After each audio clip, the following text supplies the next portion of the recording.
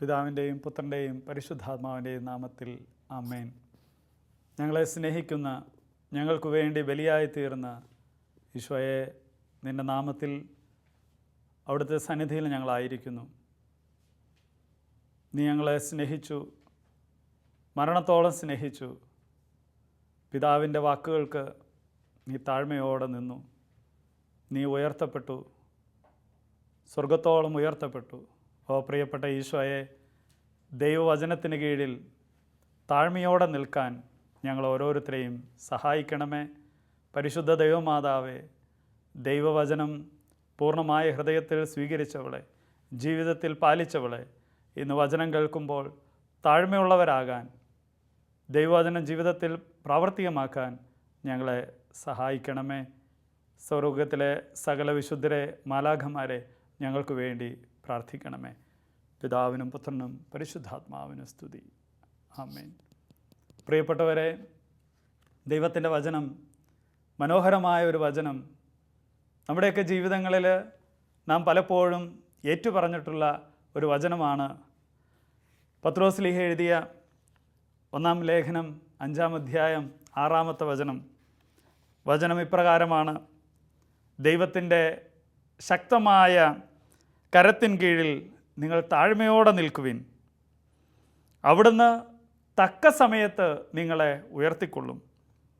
നിങ്ങളുടെ ഉത്കണ്ഠകളെല്ലാം അവിടുത്തെ ഏൽപ്പിക്കുവിൻ. അവിടുന്ന് നിങ്ങളുടെ കാര്യത്തിൽ ശ്രദ്ധാലുവാണ്. നമ്മുടെ കാര്യത്തിൽ ശ്രദ്ധാലുവായ ഒരു ദൈവമുണ്ടെന്ന് വിശ്വസിക്കുന്നതോടൊപ്പം തന്നെ അവൻ ശക്തനായ ദൈവമാണെന്ന് കൂടി നാം വിശ്വസിക്കണമെന്ന് വചനം പറയുകയാണ്.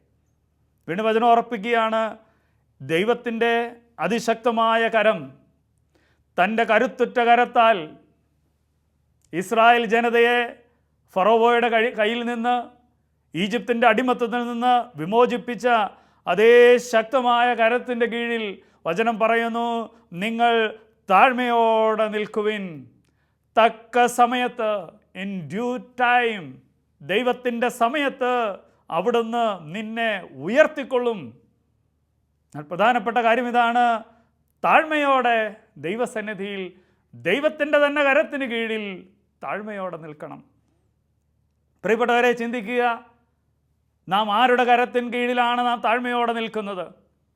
ഈ കാലഘട്ടത്തിൻ്റെ ഒരു പ്രത്യേകത, ലോകത്തിൻ്റെ കരത്തിന് കീഴിൽ താഴ്മയോടെ നിന്ന് ദൈവത്തിൻ്റെ ശക്തമായ കരത്തിൻ്റെ ഇടപെടലുണ്ടാകുമെന്ന് നാം വിചാരിക്കുകയാണ്. ശക്തിയും അനുഗ്രഹവുമെല്ലാം ലോകത്തിൻ്റെതാണ് കരുതുന്ന ഒരു ജനം ഇവിടെയുണ്ട്. നാം ഓരോരുത്തരിലുമുണ്ട്. ഒരു ഭാഗത്ത് ലോകത്തെ വിശ്വസിക്കുകയും ലോകത്തിൻ്റെ നിയമങ്ങൾ പിൻചെല്ലുകയും, മറുവശത്ത് ദൈവത്തിൽ നിന്ന് അനുഗ്രഹം സ്വന്തമാക്കുകയും ചെയ്യുന്ന ഒരു ജനം.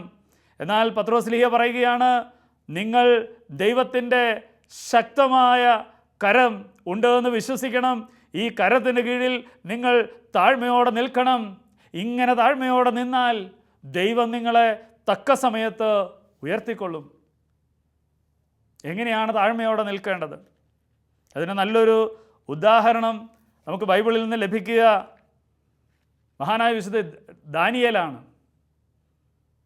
നമ്മയെല്ലാം അത്ഭുതപ്പെടുത്തുമാറ് വിശ്വാസത്തിൻ്റെ ദൃഢതയിൽ നിൽക്കുന്ന ദാനിയേലിനെ കുറിച്ച് നമുക്കെല്ലാവർക്കും അറിയാം. ദാനിയേലിൻ്റെ പുസ്തകത്തിൽ 1-ാമത്തെ അധ്യായത്തിൽ അറിയാം, ദാനിയേലും കൂട്ടുകാരും രാജകൊട്ടാരത്തിലേക്ക്, നബൂഖദ്നേസറിൻ്റെ രാജകൊട്ടാരത്തിലേക്ക് തിരഞ്ഞെടുക്കപ്പെടുകയാണ്. രാജാവിനെ സേവിക്കാൻ, രാജ്യത്തിൻ്റെ അധികാരികളായി നിയമിക്കപ്പെടാൻ യോഗ്യതയുണ്ടോ എന്ന് പരിശോധിച്ചറിയാനും അവരെ സെലക്ട് ചെയ്യാനും വേണ്ടി കുറേ ആളുകളെ, ജ്ഞാനമുള്ള ആളുകളെ അവൻ വിളിച്ച് രാജകൊട്ടാരത്തിൽ വിളിക്കുക. എന്നാൽ ഈ രാജകൊട്ടാരത്തിൽ തനിക്ക് ലഭിക്കാനിരിക്കുന്ന ഉന്നതമായ പദവികളുടെ മുമ്പിൽ ദാനിയേൽ എടുക്കുന്ന പ്രധാനപ്പെട്ട തീരുമാനമുണ്ട്. ഈ തീരുമാനമാണ് യഥാർത്ഥത്തിൽ താഴ്മയോടെ നിൽക്കുക എന്നതിൻ്റെ ഉൾപ്പൊരുൾ അതിലാണ് ഇരിക്കുന്നത്. അതിങ്ങനെയാണ് വചനം പറയുക: എല്ലാവരും രാജകീയ ഭക്ഷണം, രാജാവ് കൊടുക്കുന്ന ഭക്ഷണം, വിഭവസമൃദ്ധമായ ഭക്ഷണങ്ങൾ കഴിച്ച് കൊഴുത്തവരായി, ജ്ഞാനമുള്ളവരായി മാറണമെന്ന്, ശക്തരായി മാറണമെന്നാണ് രാജകൽപ്പന. എന്നാൽ ഈ രാജകൽപ്പനയ്ക്ക് മുമ്പിൽ ദാനിയേൽ ഒരു തീരുമാനമെടുക്കുകയാണ്.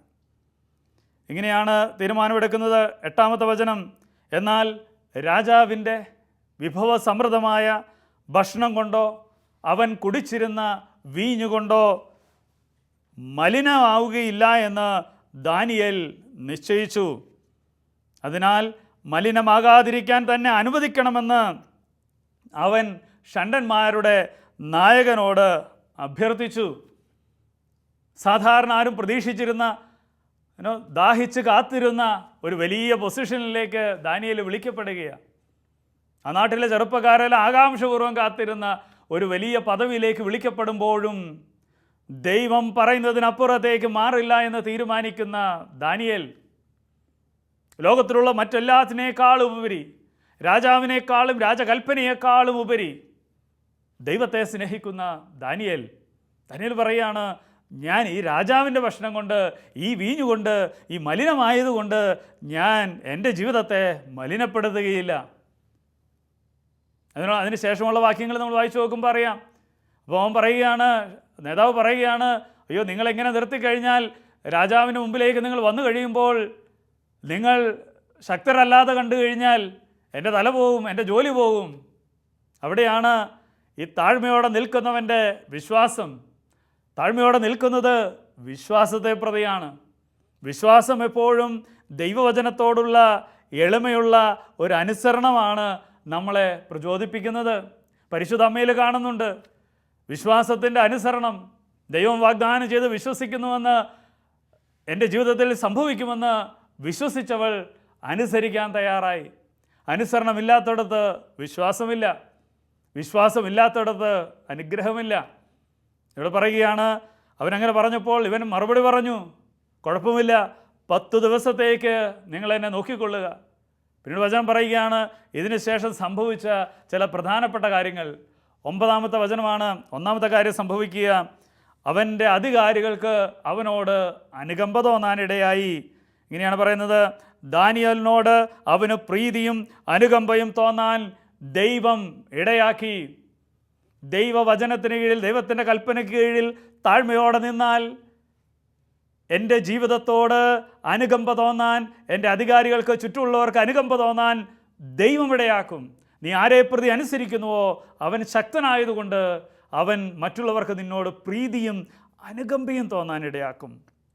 വീണ്ടും പറയുകയാണ് 15-ാമത്തെ വചനം ഇങ്ങനെയാണ് പറയുന്നത്, ഈ ഭക്ഷണം കഴിച്ചതിന് ശേഷം, വെജിറ്റേറിയനാൽ ഭക്ഷണം കഴിച്ചതിന് ശേഷം, മറ്റുള്ളവർ കഴിക്കുന്ന ഭക്ഷണങ്ങൾ കഴിക്കാതിരുന്നതിന് ശേഷം ഇവനിൽ എന്ത് സംഭവിച്ചു?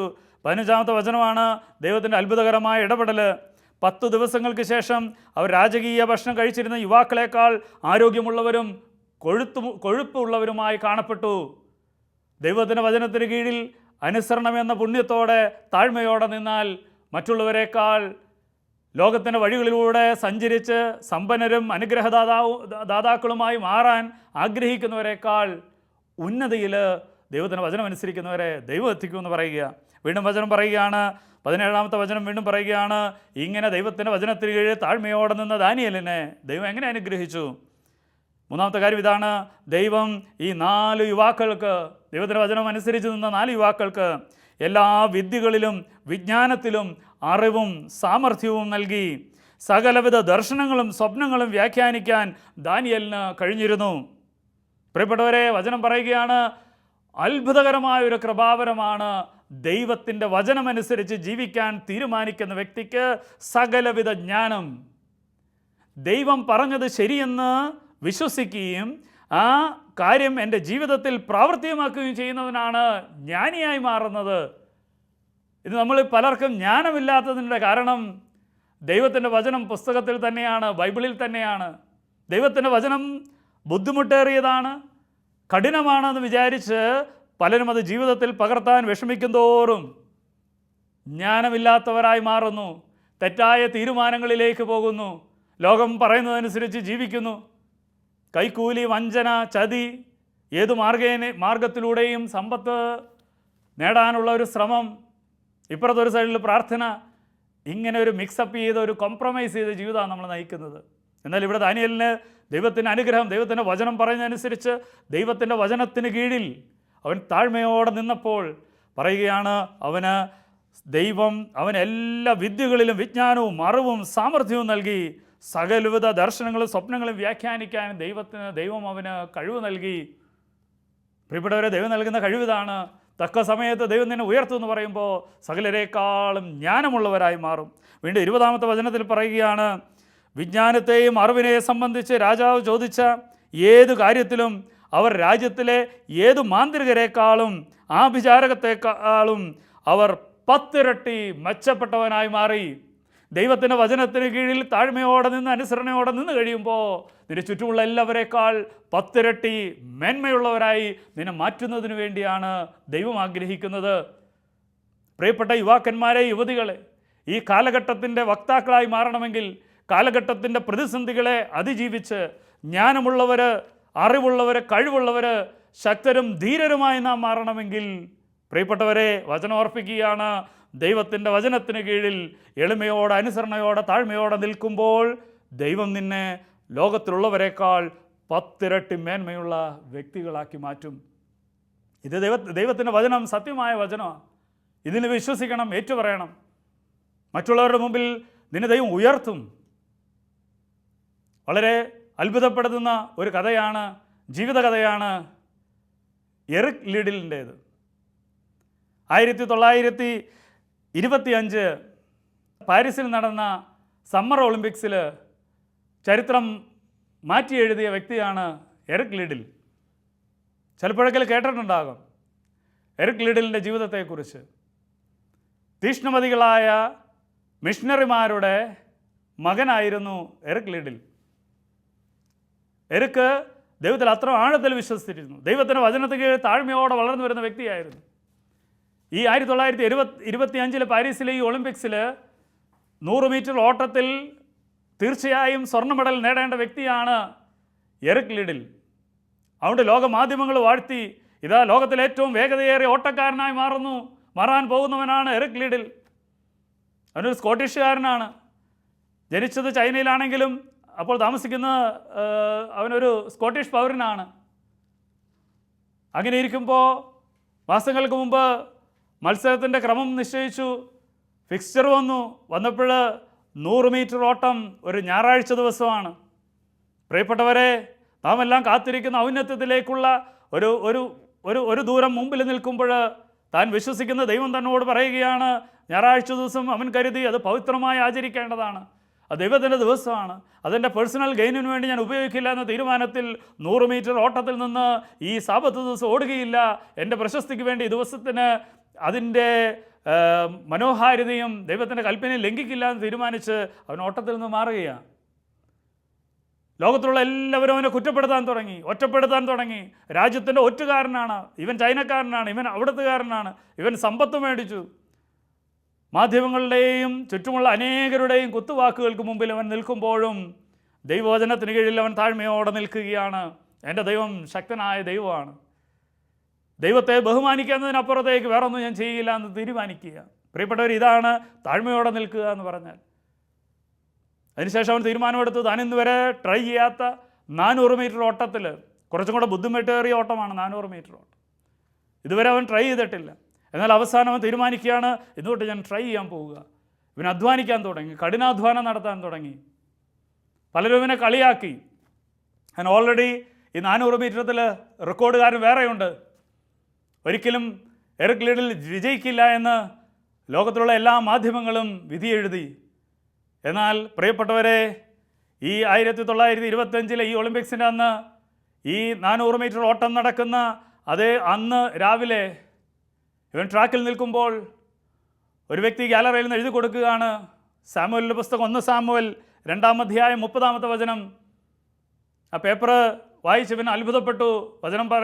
വചനം ഇപ്രകാരം പറയുന്നത്, ദൈവത്തെ ബഹുമാനിക്കുന്നവനെ ദൈവവും ബഹുമാനിക്കും. ഇത് ഇവൻ്റെ സിരകളിൽ ഒരു ശക്തി പകർന്നു, ഒരു വിശ്വാസം വർദ്ധിപ്പിച്ചു. പിന്നെ ചരിത്രം വഴിമാറുന്നതാണ് കണ്ടത്. ഈ 400 മീറ്റർ ഓട്ടം കഴിയുമ്പോൾ പ്രിയപ്പെട്ടവരെ, ലോക റെക്കോർഡ് തകർത്തുകൊണ്ട് എറിക് ലിഡിൽ ചരിത്രത്തിൽ സ്ഥാനം നേടുകയാണ്. ദൈവത്തെ അനുസരിക്കാൻ വേണ്ടി താഴ്മയോടെ നിന്ന എറിക്കിനെ ലോകത്തിൻ്റെ ഉന്നതിയിലേക്ക് ദൈവം ഉയർത്തുകയാണ്. മറ്റാരും ഉയർത്തുന്നില്ല, മറ്റാരും അവൻ്റെ കൂടെയില്ല. വീണ്ടും അവൻ്റെ ജീവിതത്തിൽ സംഭവിക്കുന്ന മറ്റൊരു കാര്യമാണ് പ്രിയപ്പെട്ടവരെ നാം തിരിച്ചറിയേണ്ട കാര്യം. അവൻ ഈ ലോകത്തിൻ്റെ ഔന്നത്യത്തിലെ പ്രശസ്തിയുടെ ഔന്നത്യത്തിൽ നിൽക്കുമ്പോൾ ചൈനയിൽ അവൻ മിഷണറിയായി പോവുകയാണ്. വീണ്ടും ദൈവത്തിൻ്റെ വചനത്തിന് കീഴിൽ താഴ്മയോടെ നിൽക്കുക. അങ്ങനെ ചൈനയിൽ സുവിശേഷം പറയാൻ പോയ എറിക്ലീഡിൽ അവിടെ വെച്ച് തന്നെ അവൻ മരിക്കുക. ആ ജനതയോടൊപ്പം, ക്രിസ്തുവിനെ പകർന്നു കൊടുത്ത ജനതയോടൊപ്പം മരിക്കാൻ തക്ക വിധത്തിൽ ദൈവവചനത്തിന് കീഴിൽ അവൻ താഴ്മയോടെ നിന്നു. എൻ്റെ പ്രിയപ്പെട്ടവരെ, ഈ ദൈവവചനം അനുസരിക്കാൻ ഈ ലോകത്തിൽ പലവിധ ബുദ്ധിമുട്ടുകളും പ്രശ്നങ്ങളും ഉണ്ടാകാം. വിശ്വാസികളുടെ പിതാവായ അബ്രഹത്തെക്കുറിച്ച് നമുക്കറിയാം. ഉൽപ്പത്തിയുടെ പുസ്തകം 12-ാമത്തെ അധ്യായത്തിലാണ് ദൈവമിന് കുഞ്ഞിനെ കൊടുക്കുമെന്ന് വാഗ്ദാനം ചെയ്യുന്നത്. അപ്പോഴത്തേക്കും വയസ്സ് 75 ഈ 75 വയസ്സിൽ ഈ വാഗ്ദാനം കിട്ടിയ അബ്രഹാം ഈ ദൈവത്തിൻ്റെ വാഗ്ദാനത്തിന് കീഴിൽ അവൻ താഴ്മയോടെ നിൽക്കുന്ന ഒരു ചരിത്രമാണ് കാണുക. എന്നാൽ 1 വർഷമല്ല, 2 വർഷമല്ല, 5 വർഷമല്ല അവൻ്റെ കാത്തിരിപ്പ് നീളുന്നത് ദീർഘമായ 25 വർഷമാണ്. വീണ്ടും 99-ാമത്തെ വയസ്സിൽ ദൈവം പ്രത്യക്ഷപ്പെട്ട് പറയാം, ഇതാ ഞാൻ നിനക്ക് കുഞ്ഞിനെ തരാൻ പോവുക. അപ്പോഴത്തേക്കും ഗർഭധാരണ ശേഷി നഷ്ടപ്പെട്ടിരുന്നു. പ്രതീക്ഷിക്കാൻ ഒരു വകയുമില്ലാത്ത ഒരു സുപ്രഭാതത്തിൽ ഇതാ ദൈവം വീണ്ടും വരികയാണ്. നാളിതുവരെ കാത്തിരുന്ന അബ്രഹാം, ഇതാ നിനക്ക് ദൈവത്തിൻ്റെ വചനത്തിന് കീഴിൽ താഴ്മയോടെ നിന്ന് അബ്രഹാം, ഇതാ നിനക്ക് ഇതാ കുഞ്ഞിനെ ഞാൻ നൽകിയ, നിങ്ങളുടെ സ്വന്തം ശരീരത്തിൽ നിന്ന് ജനിക്കാൻ പോകുന്ന കുഞ്ഞ്. അങ്ങനെ നീണ്ട 25 വർഷത്തെ കാത്തിരിപ്പിന് ശേഷമാണ് 100-ാമത്തെ വയസ്സിൽ പ്രിയപ്പെട്ടവരെ അബ്രഹത്തിന് കുഞ്ഞിനെ ലഭിക്കുന്നത്. അങ്ങനെയാണ് അവൻ വിശ്വാസികളുടെ പിതാവായി മാറുന്നത്. ബൈബിളിൽ ഉടനീളം നമുക്ക് കാണാം അത്ഭുതങ്ങളുടെയും അടയാളങ്ങളുടെയും വലിയ വർണ്ണനകൾ നമ്മൾ കാണുമ്പോൾ ദൈവവചനത്തിന് കീഴിൽ, ദൈവം വാഗ്ദാനം ചെയ്തതിന് കീഴിൽ എളിമയോടെ താഴ്മയോടെ നിൽക്കുന്ന ഒരു ജനമാണ് ഉയർത്തപ്പെടുക. എന്നാൽ ഈ ലോകത്തിൽ ദൈവത്തിൻ്റെ വചനത്തിന് മുമ്പിൽ നിൽക്കുമ്പോൾ ഇന്ന് പലരും തകർക്കപ്പെടുകയാണ്. അതുകൊണ്ടാണ് മത്തായിയുടെ സുവിശേഷം 7-ാമത്തെ അധ്യായത്തിൽ ഈശോ കൃത്യമായും വ്യക്തമായും പഠിപ്പിക്കുന്നുണ്ട്. ആ കാലഘട്ടത്തിൽ നിങ്ങളിൽ പലരും വരും, ഞാൻ ദൈവത്തെ വിളിച്ചിരുന്നു, പ്രാർത്ഥിച്ചിരുന്നു, ഉപവസിച്ചിരുന്നു, ധ്യാനിച്ചിരുന്നു എന്നൊക്കെ പറയുമ്പോൾ ദൈവം പറയും, 7-ാമത്തെ അധ്യായം ഇങ്ങനെയാണ്, 21 മുതലുള്ള വചനങ്ങളിൽ പറയുകയാണ്, കർത്താവേ കർത്താവേ എന്ന് വിളിച്ചപേക്ഷിക്കുന്നവനല്ല, സ്വർഗസ്ഥനായ പിതാവിൻ്റെ ഇഷ്ടം നിറവേറ്റുന്നവനാണ് സ്വർഗരാജ്യത്തിൽ പ്രവേശിക്കുക. വീണ്ടും അതിനുശേഷം എക്സ്പ്ലനേഷനായിട്ട് പറയുകയാണ്, 24 മുതൽ വചനങ്ങൾ, എൻ്റെ ഈ വചനങ്ങൾ ശ്രവിക്കുകയും അവ അനുസരിക്കുകയും ചെയ്യുന്നവൻ പാറമേൽ ഭവനം പണിത വിവേകമതിയായ മനുഷ്യന് തുല്യനായിരിക്കും. എന്നിട്ട് അടുത്ത വചനം പറയുകയാണ്, മഴ പെയ്തു, വെള്ളപ്പൊക്കമുണ്ടായി, കാറ്റൂതി. 3 പ്രധാനപ്പെട്ട സംഭവങ്ങളാണ് മഴ, വെള്ളപ്പൊക്കം, കാറ്റ്. 3ന്റെ പ്രത്യേകത എന്താണ്? മനുഷ്യബുദ്ധിക്ക്, മനുഷ്യശക്തിക്ക് തടയാനാകാത്ത കാര്യം. നമ്മൾ ഈ കാലഘട്ടത്തിൽ നോക്കിയാൽ അറിയാം, മനുഷ്യൻ എത്ര ശ്രമിച്ചിട്ടും തടയാൻ പറ്റാത്ത കാര്യങ്ങളായത്. പ്രളയങ്ങളും മഹാമാരികളൊക്കെ ആഞ്ഞടിച്ചുകൊണ്ടിരിക്കുക. ഇവിടെ പറയുകയാണ്, മഴ പെയ്തു, വെള്ളപ്പൊക്കമുണ്ടായി, കാറ്റൂതി, അത് ഭവനത്തിന്മേൽ ആഞ്ഞടിച്ചു, എങ്കിലും അത് വീണില്ല. എന്തുകൊണ്ടെന്നാൽ അത് പാറമേൽ സ്ഥാപിതമായിരുന്നു. ഈ പാറയാണ് ദൈവത്തിൻ്റെ വചനം, ദൈവത്തിൻ്റെ കരം. ഈ പാറയിൽ സ്ഥാപിതമായ ഈ പാറയാകുന്ന വചനത്തിന് മേലിൽ താഴ്മയോടെ നിന്നു കഴിഞ്ഞാൽ തക്ക സമയത്ത് ഈ വലിയ പ്രതിസന്ധികൾ ജീവിതത്തിൽ വരുമ്പോഴും ദൈവം നിന്നെ കാത്തുകൊള്ളും. വീണ്ടും വചനം പറയുകയാണ്, എൻ്റെ ഈ വചനങ്ങൾ കേൾക്കുകയും എന്നാൽ ദൈവത്തിൻ്റെ കരത്തിൽ നിൽക്കാതെ ലോകത്തിൻ്റെ കരത്തിലേക്ക് മാറുകയും ചെയ്യുന്നവൻ, ദൈവത്തിൻ്റെ ശക്തിയിൽ വിശ്വസിക്കാതെ ലോകത്തിൻ്റെ ശക്തിയിൽ ആശ്രയിക്കുന്നവൻ എന്ത് സംഭവിക്കും? ഇങ്ങനെയാണ് പറയുന്നത്, അത് അനുസരിക്കാതിരിക്കുകയും ചെയ്യുന്നവൻ മണൽപ്പുറത്ത് ഭവനം പണിത ഭോഷന് തുല്യനായിരിക്കും. വീണ്ടും പറയുകയാണ്, മഴ പെയ്തു, വെള്ളപ്പൊക്കമുണ്ടായി, കാറ്റൂതി, അത് ഭവനത്തിന്മേൽ ആഞ്ഞടിച്ചു, അതിൻ്റെ വീഴ്ച വലുതായിരുന്നു. ഈ ലോകത്ത് ജീവിക്കുന്ന എല്ലാ മനുഷ്യരുടെ മേലും പ്രിയപ്പെട്ടവരെ ഈ 3 കാര്യങ്ങൾ സംഭവിക്കും. മനുഷ്യബുദ്ധിക്ക് അതീതമായ, മനുഷ്യൻ്റെ ശക്തിക്ക് അതീതമായ, ചിന്തകൾക്ക് അതീതമായ ചില കാര്യങ്ങൾ സംഭവിക്കും. രോഗമായിരിക്കാം, ദുരിതമായിരിക്കാം, സാമ്പത്തിക ബുദ്ധിമുട്ടുകളായിരിക്കാം, പലവിധ പ്രശ്നങ്ങളായിരിക്കാം. എന്നാൽ വചനം പറയുകയാണ്, ദൈവത്തിൻ്റെ വചനത്തിന് കീഴിൽ താഴ്മയോടെ നിന്നാൽ ദൈവത്തിൻ്റെ ഒരു സമയമുണ്ട്. ഇൻ ഡ്യൂ ടൈം, ദൈവത്തിൻ്റെ സമയത്തിന് കീഴിൽ ഒരു ദിവസം ദീർഘിച്ചേക്കാം, 2 ദിവസം ദീർഘിച്ചേക്കാം, 1 വർഷം കാത്തിരിക്കേണ്ടി വന്നേക്കാം. പക്ഷെ നീ കാത്തിരുന്നാൽ ദൈവം അത്ഭുതകരമായിട്ട് ഇറങ്ങി വന്ന് നീ താഴ്ന്ന നിലത്തിൽ നിന്ന്, താഴ്ന്ന അവസ്ഥയിൽ നിന്ന് ദൈവം നിന്നെ ഉയർത്തി ഔന്നത്യത്തിലേക്ക് ഉയർത്തും. ബൈബിളിലുടനീളം ദൈവവചനത്തിൽ വിശ്വസിച്ചുകൊണ്ട് അനുഗ്രഹം പ്രാപിച്ച അനേകം വ്യക്തികളെക്കുറിച്ച് പറയുകയാണ്. ഇന്ന് ഈ വചനം കേൾക്കുമ്പോൾ എൻ്റെ പ്രിയപ്പെട്ടവരെ, താഴ്ന്നു നിന്ന് മടുത്തു, വചനം അനുസരിച്ച് മടുത്തു എന്ന് പറയരുത്. അവസാന വചനം ഉപേക്ഷിച്ച്, ദൈവത്തിൻ്റെ കരം ഉപേക്ഷിച്ച് ലോകത്തിൻ്റെ ശക്തിയിൽ ആശ്രയിക്കരുത്.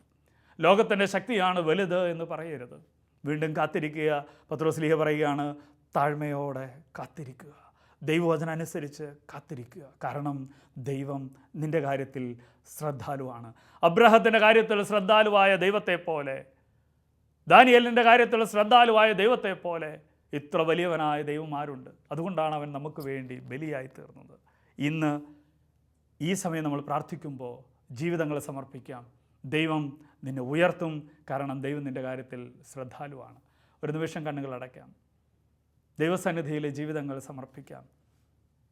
ദൈവത്തിൻ്റെ കരത്തിൻ്റെ കീഴിൽ അത് ശക്തമാണെന്ന് വിശ്വസിക്കാനാകാത്ത ചില അവസ്ഥകൾ, കാത്തിരിക്കാനാകാത്ത അവസ്ഥകൾ, ഇതെല്ലാം ദൈവത്തിന് സമർപ്പിക്കാം. ദൈവമെല്ലാം കാണുന്നു പ്രിയപ്പെട്ടവരെ. ദൈവം നമ്മെ സ്നേഹിക്കുന്നു. നമ്മുടെ കാര്യത്തിൽ ശ്രദ്ധാലുവാണ് അവിടുന്ന്. അവനെല്ലാം കാണുന്നു. ഈ നിമിഷം നമ്മുടെ വേദനകളും ദുഃഖങ്ങളും എല്ലാം സമർപ്പിക്കാം. എവിടെയൊക്കെ ദൈവവചനത്തിൽ നിന്ന് മാറിപ്പോകാനുള്ള ടെംപ്റ്റേഷൻസ് ഉണ്ടാകുന്നു, അതെല്ലാം സമർപ്പിക്കാം. ദൈവവചനം അനുസരിച്ച് മടുത്തു എന്ന് പറയുന്ന ചില സാഹചര്യങ്ങൾ, ദാനിയേലിനെ പോലെ, അബ്രഹത്തെ പോലെ വിശ്വസിക്കാൻ എനിക്കാകണം. ദൈവമേ, എന്നെ സഹായിക്കണമേ. എൻ്റെ ജീവിതം ഞാനിതാ തുറന്നിടുന്നു. ഇതാ എന്നെ സഹായിക്കണമേ. നിൻ്റെ കരത്തിന് കീഴിൽ താഴ്മയോടെ എളിമയോടെ കാത്തിരിക്കാനും, അങ്ങനെ നിൻ്റെ തക്ക സമയത്ത് നീ എന്നെ ഉയർത്തുമെന്ന് വിശ്വസിക്കാനുള്ള കൃപ നൽകണമേ. ഇതാ ജീവിതം സമർപ്പിക്കുന്നു. ഇരുണ്ട അവസ്ഥകളെ സമർപ്പിക്കുന്നു. പ്രത്യാശ നഷ്ടപ്പെട്ട അവസ്ഥകളെ സമർപ്പിക്കുന്നു. കർത്താവേ, അവിടുന്ന് പറയുന്ന സങ്കീർത്തനം 34 അവിടുന്ന് പറയുന്നത് പോലെ നീതിമാൻ്റെ ക്ലേശങ്ങൾ അസംഖ്യമാണ്, എന്നിരുന്നാലും ദൈവം അവയിൽ നിന്നെല്ലാം അവനെ ഉയർത്തും, അവനെ രക്ഷിക്കും. ഞാൻ വിശ്വസിക്കുന്നു. ഇന്നെനിക്ക് കൃപ നൽകണമേ. പൂർണ്ണമായ എൻ്റെ ജീവിതങ്ങളെ സമർപ്പിച്ച് നിൻ്റെ കരത്തിന് കീഴിൽ താഴ്മയോടെ നിൽക്കാനും ഉന്നതി പ്രാപിക്കാനുള്ള കൃപ എനിക്ക് നൽകണമേ.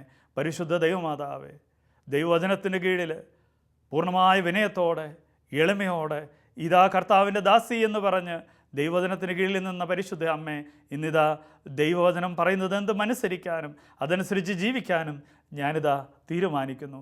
എന്നെ സഹായിക്കണമേ. താഴ്മയുള്ളവനാകാൻ, എളിമയുള്ളവരാകാൻ, അങ്ങനെ നിന്നെപ്പോലെ ഉയർത്തപ്പെടാൻ എന്നെ സഹായിക്കണമേ. സകല വിശുദ്ധരെ മാലാഖമാരെ ഞങ്ങളെ സഹായിക്കണമേ. നിത്യം പിതാവും പുത്രനും പരിശുദ്ധാത്മാവിൻ്റെ നാമത്തിൽ ആമേൻ. Praise the Lord. ദൈവം അനുഗ്രഹിക്കട്ടെ.